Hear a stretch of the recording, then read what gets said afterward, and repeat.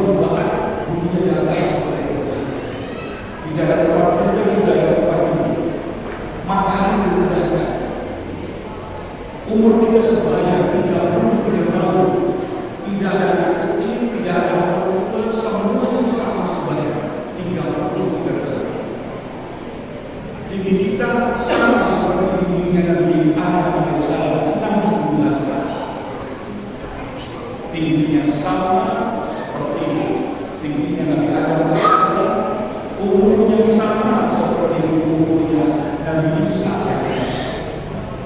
Dalam keadaan telanjang bulat, tidak beralas kaki, dan laki-laki dalam keadaan menunggu sunat. Berdiri selama 50.000 tahun, tidak ada aktivitas apapun. 50.000 tahun. Saat itu orang yang ketika di dunia tidak pernah puasa, yang akan mengalami kehausan dan kelaparan yang dasar. Tapi ketika kita berpuasa, insya Allah kita selamat.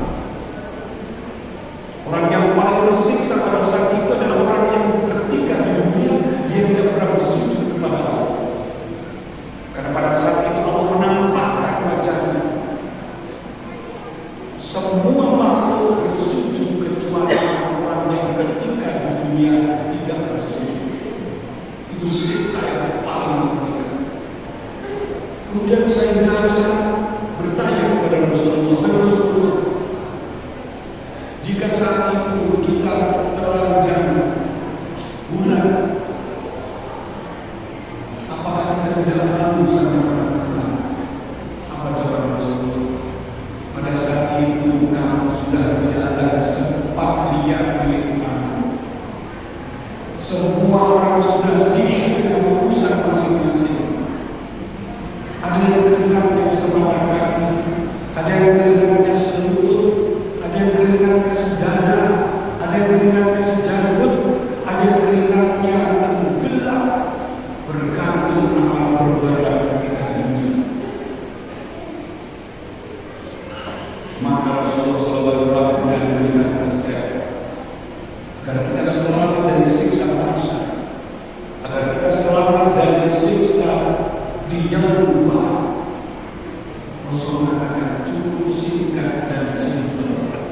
Fatakunar warisintama, selamatkan diri dari siksa yang lupa, walau sintama, meskipun sedekah hanya dengan separuh jempol.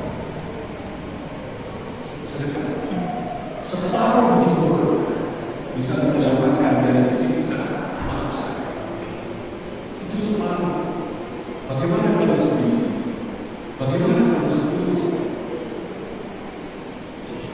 Dalam sebuah hadis yang sangat panjang, mutafaqun alaih, Nabi Muhammad SAW berkata, ada 10 orang sahabat yang masuk surga tanpa hisab. Langsung melewati hisab Rasulullah SAW. 10. Kanjeng Nabi ketika Abu Bakar berjalan,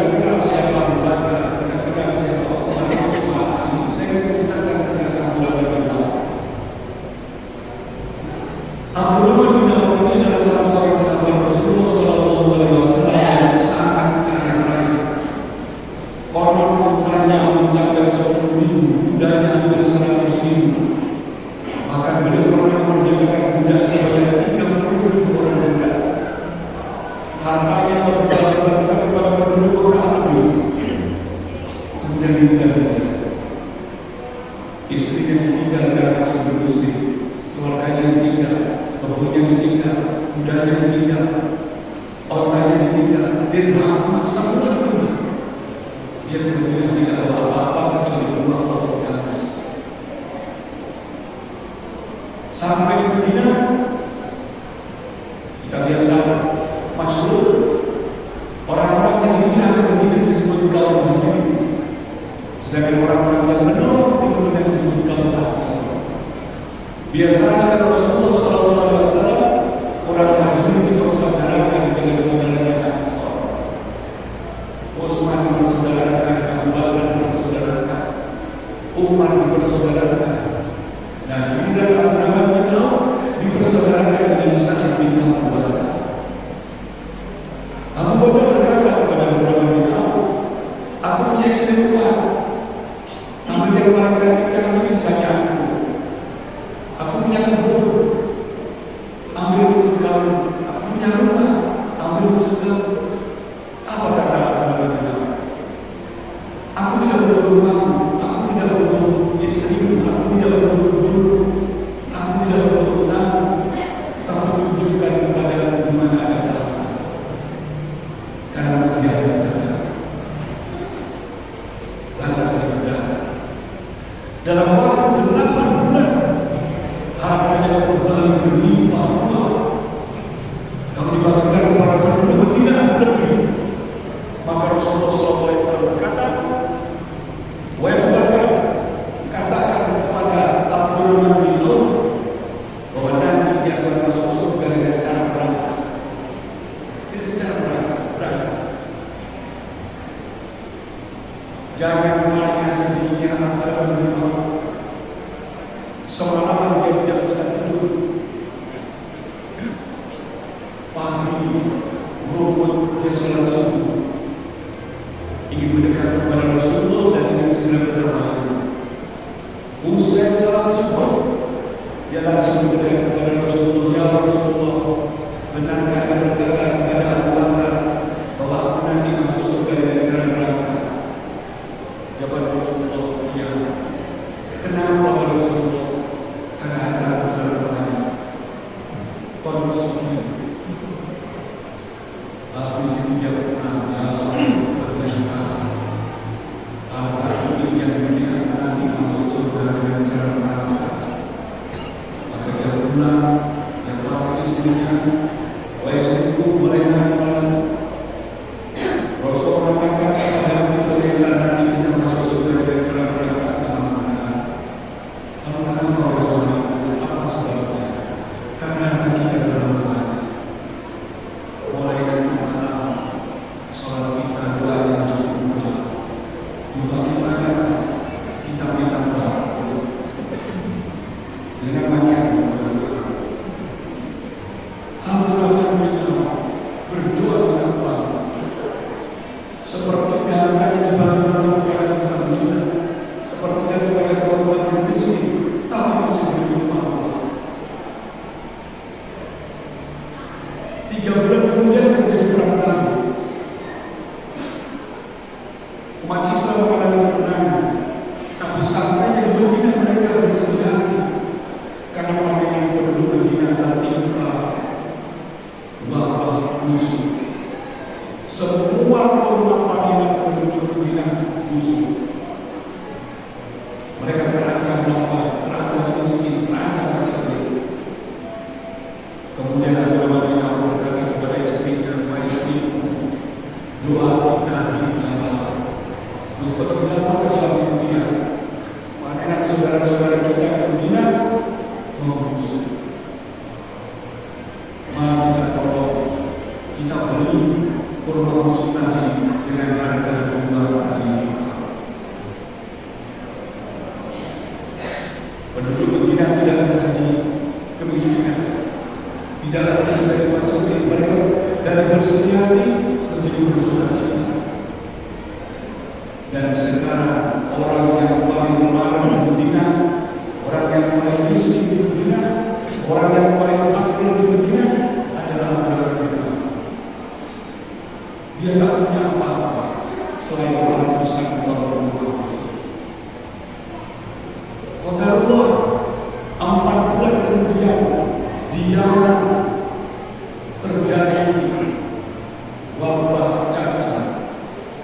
Seluruh penduduk Yaman ditimpa penyakit cacar, obatnya Quran. Datang dua orang utusan dari Yaman ke Madinah mencari Quran. Duduk banyak bertanya kepada Abu Bakar, Abu Bakar, apakah di Madinah ada orang tersebut banyak untuk apa? Ditunjukkan ada 200 tahun lebih saat itu di rumah Abdurrahman bin Auf, didatangi, dibeli dengan harga 10 kali lipat. Bagi Abdurrahman bin Auf, melarat itu susah. Kok akan minta dibawa? Kenapa bisa demikian? Kenapa harta merambat di kaki Abdurrahman bin Auf padahal Abdurrahman bin Auf tidak berharta? Dunia datang bersujud kepada Abdurrahman bin Auf padahal dia tidak berharta. Imam Nawawi dalam sebuah kitab menyebutkan salah satu rahasia kenapa Abdurrahman dicintai Allah. Sepuluh disebutkan karena Abdurrahman bin Auf itu kalau kemarau suka naktir, suka bayar, suka memberi makan. Ini bersyarat kepada Nabi Ibrahim alaihissalam. Nabi Ibrahim alaihissalam bersama putranya Ismail alaihissalam, usai beliau bangun Ka'bah, Nabi Ibrahim alaihissalam sholat di setiap sudut Ka'bah 1000 kali. Jadi kalau ada 4 sudut, berarti beliau sholat 4000. Kenapa Nabi Ibrahim bisa melaksanakan sholat 4000 kali? Karena Nabi Ibrahim adalah Nabi yang diberkati. Kenapa diberkati? Karena kita doakan setiap tahiyat akhir. Allahumma shalli ala Muhammad wa ala ali Muhammad kama shallaita ala Ibrahim wa ala ali Ibrahim wa barik ala Muhammad wa ala ali Muhammad kama barakta ala Ibrahim wa ala ali Ibrahim. Salat 40 rakaat yang dilakukan adalah normal untuk waktu 3 bulan tanpa berhenti. Tapi Nabi Ibrahim alaihissalam bisa melaksanakan sholat 4000 rakaat dalam 1 kali waktu. Karena beliau diberkati. Maka dalam kitab Asal disebutkan Allah memberikan wahyu kepada Ibrahim. Fa'allahu ta'ala ya Ibrahim ahsan ma'alaka. Wa Ibrahim, sungguh yang kamu lakukan berdasar sangat baik. Tidak ada satu pun makhluk di dunia yang bisa melaksanakan seperti yang kamu lakukan.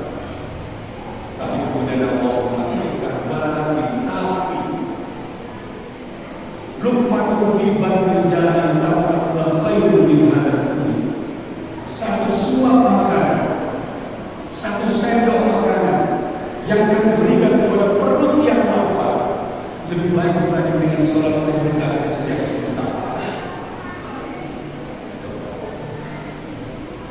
Satu sendok makan yang diberikan kepada perut yang lapar lebih baik dibanding dengan sholat 1000 kali setiap tahun. Muhammadiyah berdiri karena memberi makan. Al-Mal itu memberi makan pada fakir dan miskin. Itu yang dilakukan kaidah. Sebab itu Muhammadiyah adalah organisasi yang paling berkati kata-kata negeri. Di dunia ini tidak ada organisasi sebesar Muhammadiyah. Kita sudah 111 tahun berdiri. Dasar Muhammadiyah. Kenapa? Karena suka memberi makan. Awal adalah bukan berbudi. Pada adalah yang punya walayat itu ala fakir miskin. Memberi makan dan mengajak orang memberi makan. Bukan hanya memberi, tapi mengajak. Itu yang bikin kita besar. Bertahan sampai hari. Di dunia ini ada 2 organisasi besar yang menyamai Muhammadiyah. Yang pertama Muhammadiyah, yang kedua Tahlil. Kenapa? Mohon maaf, di Eropa semua kalau saya bukan milik, tapi milik orang lain, milik pribadi yang bisa diwariskan ke anak cucu. Tapi kalau Muhammadiyah tidak, dia masjid ini milik Muhammadiyah, bukan milik orang. Sekolah ini milik Muhammadiyah, bukan milik orang. Milik persyaratan. Itu dasarnya Muhammadiyah. Ini yang bikin Muhammadiyah bertahan sampai ini. Taruhlah gegeran konflik sekeras apapun, paling mulai di Boston. Ya tahu, saya sering geger, mulai Boston. Atau dana tetap untuk tidak ada geger konflik. Aman. Karena itu di Semarang ada tokoh NU, ulama NU yang lebih percaya kepada Muhammadiyah dibanding NU. Dia berikan 7 hektar berikut bangunannya untuk rumah sakit Muhammadiyah. Namanya Rumah Sakit Rumani. Bapak-bapak di Semarang ada Rumah Sakit Rumani. Ya Haji Rumani itu tokoh NU. Kenapa? Karena merasa nyaman memberikan itu kepada Muhammadiyah. Itu dasarnya Muhammadiyah. Nah, para jamaah sekalian, saya juga ingin sampaikan, ngaji yang Muhammadiyah itu sederhana, buatan daging, tapi hasilnya luar biasa. Di Indonesia ini kita ada punya 400 triliun. 400 triliun data Muhammadiyah. Kita sudah bikin universitas di Malaysia, bikin universitas di Australia, bikin universitas di Oklahoma. Itu Muhammadiyah. Padahal rapat Undang-Undang 10 itu kalau nunggu. Ya, kalau tidak rapat, kata di utara bersama si budak mau lolos, si betul mau menang. Tapi berkat dan dibeli. Itu Muhammadiyah. Nah, pada tahun 1879 ada salah seorang mufti dari Al-Azhar yang bernama Syekh Muhammad Abdul bersama muridnya Syekh Muhammad Rashid Ridho yang menulis kitab tafsir Al-Manar itu ada beliau sendiri di Sorbonne University. Syekh Abdul diminta pidato di depan kolokvium di hadapan ratusan ulama, cendekiawan, filosof dari berbagai macam agama, berbagai macam disiplin itu pidato saat terkenal. Abdul berkata, di dunia ini tidak ada agama yang punya konsep teologi seperti Islam. Tidak ada agama yang punya kitab sehebat Al-Quran. Tidak ada agama yang punya nabi sehebat Muhammad. Islam itu agama sempurna, nabi sempurna, kitab sempurna. Semua terjadi. Salah satu kehebatan Al-Quran yang hari ini masih bisa kita saksikan, Al-Quran itu sudah dihafal dengan bahasa aslinya. Itu mujizat. Jenengan barangkali mudah sekali menghafalkan juz apa dalam bahasa aslinya, padahal kita tidak mengerti. Tapi coba hafalkan juz apa itu kita terjemah, bisa nggak? Ingin tahu saya? Gak bisa. Saya ingin tahu ada hafid Quran yang tidak hafid bahasa Arabnya tapi hafid terjemahnya. Ingin tahu saya? Jangankan 30 juz, 1 juz saja. Jangan dihafal bahasa Arabnya, tapi dihafal artinya. Gak bakalan bisa. Padahal kita mengerti artinya. Tapi ketika kita mempelajari, menghafalkan dalam bahasa Arab, bahasa aslinya, padahal kita tidak mengerti artinya, bisa. Itu salah satu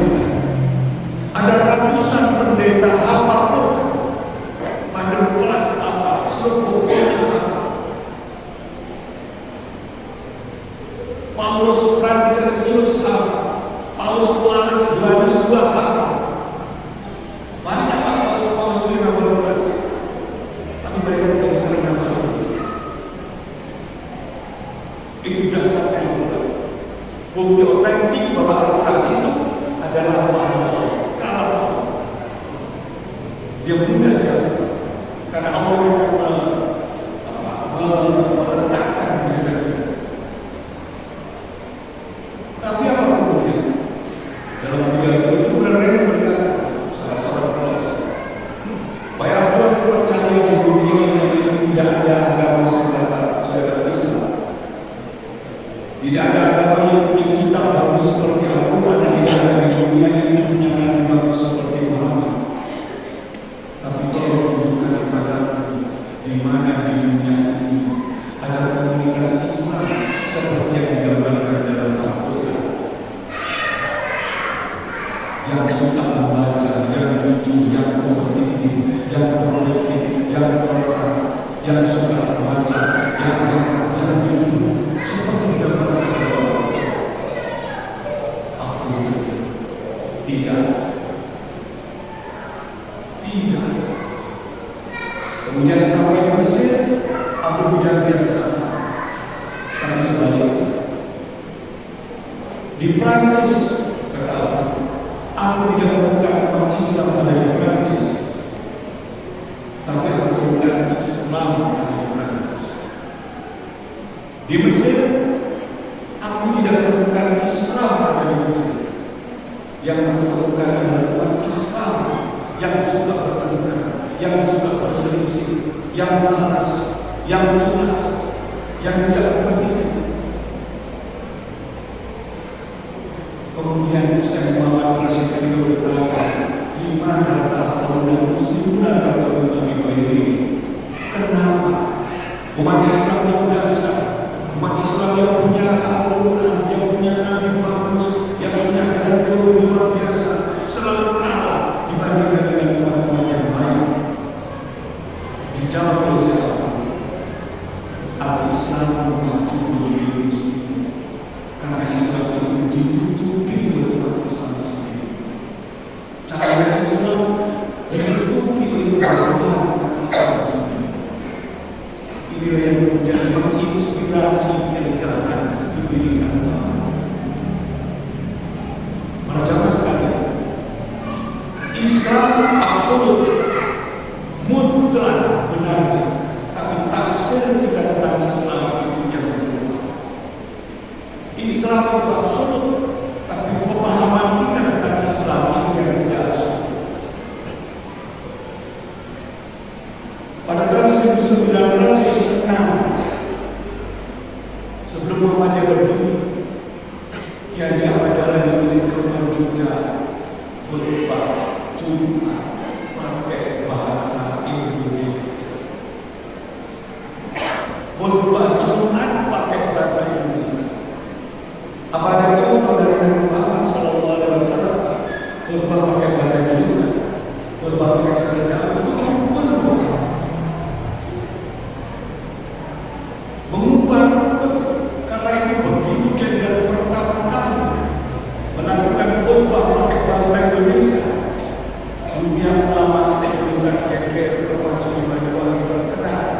Kalau dipanggil, diundang, kalau dikelar muncul ini banyak terkenal. Jadi jalan pertama kali datang kembali bawa perubahan, diundang lagi, jalan ini akan muncul ini. Itu Pak, ceritanya Pak. Nah, Gus Dur pernah berkata, jangan kasih itu Gus Dur Pak. Gus Dur ketua PBNU, presiden pertama. Apa dia bilang? Gus Dur berkata, aku ini adalah orang Muhammadiyah yang dititipkan di NU. Itu Gus Dur. Kemenangan Muhammadiyah atas NU adalah kemenangan dialektik. Yang awalnya dibantah, yang awalnya ditasabungkan, yang awalnya disesatkan, yang awalnya dikafirkan, kemudian ditiru dan dibenarkan dengan salah satu contohnya khutbah pakai bahasa Indonesia. Ketika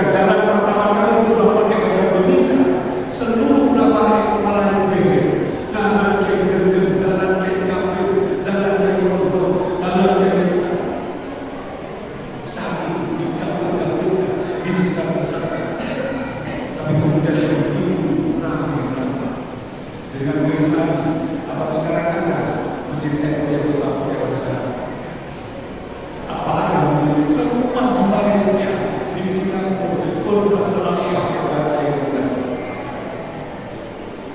Itu awalnya dibantah, awalnya tidak sabotasi, kemudian ditiru-tiru. Kita kenapa? Kita beda tafsir soal bahasa. Pakai celana itu tak sabuk. Karena sendiri orang Belanda, orang Belanda itu tahu apa pakai celana itu tahu. Nah, padahal menurut data yang dimaksud tak sabuk itu adalah ibadah mahdoh. Goib mahdoh tidak ada dasar. Yang ada tasawuf itu hanya pada ibadah ibadah khusus yang sudah ditentukan waktunya, diatur kaitannya. Tapi ibadah ghaib mahdoh, ibadah tidak ada. Tidak ada tasawuf. Maka memang ini pikiran Yahudi. Ya jadi kita pikiran Yahudi. Karena kita ini pabriknya Yahudi. Indomaret milik Yahudi, Alfamart milik Yahudi, WhatsApp milik Yahudi, Facebook milik Yahudi, IG milik Yahudi, Telegram milik Yahudi. Terus kita bawa ke mana? Saya pernah tinggal di Yahudi, di kampung Yahudi, di Amerika. Di sana, ibu-ibu sekalian yang saya hormati, ada sekitar 20-30 lembaga kursus. Ada kursus matematika, kursus fisika, kursus kimia, kursus musik biografi. Biasanya di Indonesia kursus-kursus itu yang perlu mesti anak-anak pelajar atau mahasiswa. Tapi di sana yang perlu lembaga-lembaga kursus itu bukan anak-anak SMK, bukan mahasiswa, tapi ibu-ibu hamil. Ibu-ibu hamil belajar matematika, ibu-ibu hamil kursus fisika. Kenapa? Dalam Al-Quran surat Al-Baqarah disebutkan bahwa orang-orang Yahudi itu mengenal Islam. Orang-orang Yahudi itu mengenal Al-Quran seperti mereka mengenal anak-anak mereka sendiri. Alladzina ya'rifunahu kama ya'rifuna abna'ahum. Paham. Orang Yahudi itu paham Al-Quran. Orang Yahudi itu paham Nabi Muhammad. Orang Yahudi itu paham Sunnah. Salah satunya itu. Kenapa kok mereka yang hidup hamil kursus bukan anak-anak, bukan remaja? Karena dia mengamalkan ajaran Rasulullah untuk ilmu minal mahdi minal. Belajar itu dimulai dari sejak kandungan. Jadi kalau kita ingin anak-anak kita mudah menghafal Al-Quran, ketika ibu kita hamil, hafalkan Al-Quran, maka insya Allah akan mudah. Kita mudah. Ibu hamil kalau mudah, pusing, lemah. Coba. Satu hal lagi. Kenapa orang-orang yang itu kaya raya? Populasi yang ada di dunia ini dari 7 miliar penduduk di dunia, mereka tidak ada dari 100 juta. Hanya 0,0001%. Tapi kenapa yang 0,01% ini menguasai 85% penduduk dunia? Kenapa? Karena mereka mengamalkan ajaran Rasulullah Sallallahu Alaihi Wasallam.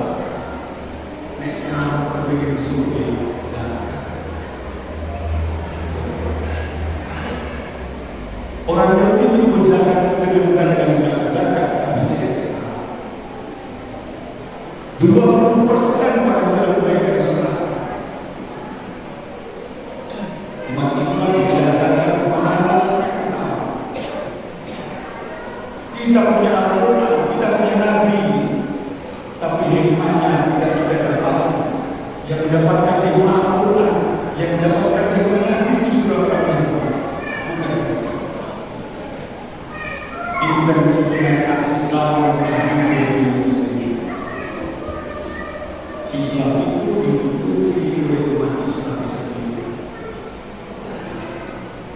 Yang terakhir adalah sekalian yang disampaikan Rasulullah SAW pernah berkata, khairukum khairukum li ahlihi wa ana khairukum li ahlihi. Sebaik-baik kalian, kata Rasulullah, adalah orang yang paling baik terhadap istrinya, yang paling baik terhadap keluarganya. Wa ana khairukum li ahlihi, dan aku, kata Rasulullah, adalah orang yang paling baik terhadap keluarganya. Nabi Muhammad ini dulu kalau panggil istrinya tidak pernah pakai nama, tapi selalu dengan nama disayangkan. Kepada Sayyidah Aisyah, Rasulullah memanggil ya wahai Sayyidah. Mesra. Rasulullah tidak sembunyikan yang jalan kaku. Rasulullah tidak suka dengan laki-laki kasar. Rasulullah tidak suka dengan laki-laki kaku.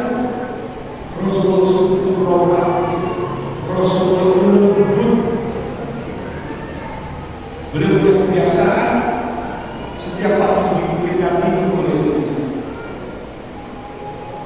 Ketika dibikinkan minum oleh Sayyidah Aisyah, diminum separuh. Yang separuh diminum, yang separuh diminum oleh Aisyah. Aisyah ketika minum persis di bekas bibir Rasulullah. Itu menimbulkan sakinah kepada Rasulullah. Suatu kali Rasulullah dibuatkan minum, tapi tidak disisakan. Dihabiskan semua oleh Rasulullah. Sayyidah Aisyah protes, ya Rasulullah, mana bagianku? Biasanya aku sisakan separuh, hari ini kau habiskan. Kemudian Aisyah mengambil gelas itu, dia pergi ke dapur, bikin minum yang sama. Ternyata gula tidak gula habis. Yang disajikan oleh Rasulullah tadi bukan gula, tapi dunia. Rasulullah itu kalau suka beliau tersenyum, kalau tidak suka beliau diam. Kenapa air minum itu dihabiskan oleh Rasulullah? Karena Rasulullah tidak ingin kecewa. Rasulullah tidak ingin Sayyidah Aisyah kecewa. Dia habiskan.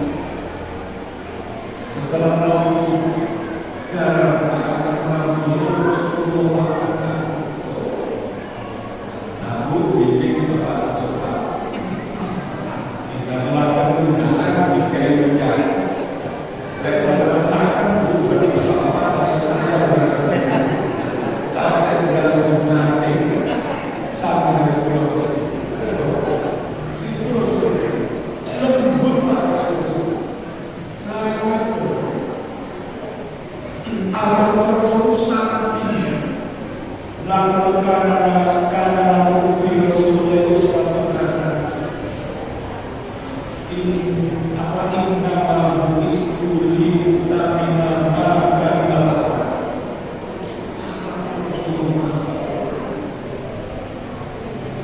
Pernah Rasulullah SAW itu di mana?